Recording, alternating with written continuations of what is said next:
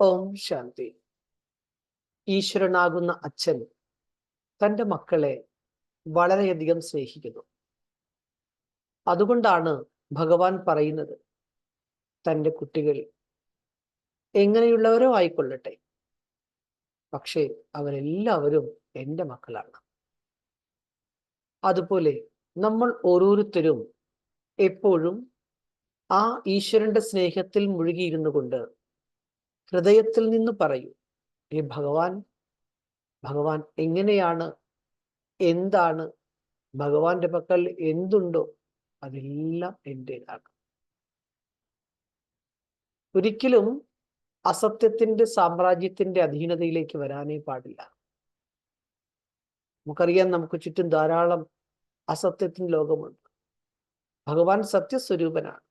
അങ്ങനെയുള്ള ഭഗവാന്റെ മക്കൾ ഒരിക്കൽ പോലും അസത്യത്തിന്റെ മാർഗത്തിലേക്ക് പോവുകയോ അതിന്റെ സ്വാധീനത്തിൽ വഴങ്ങാനോ പാടില്ല.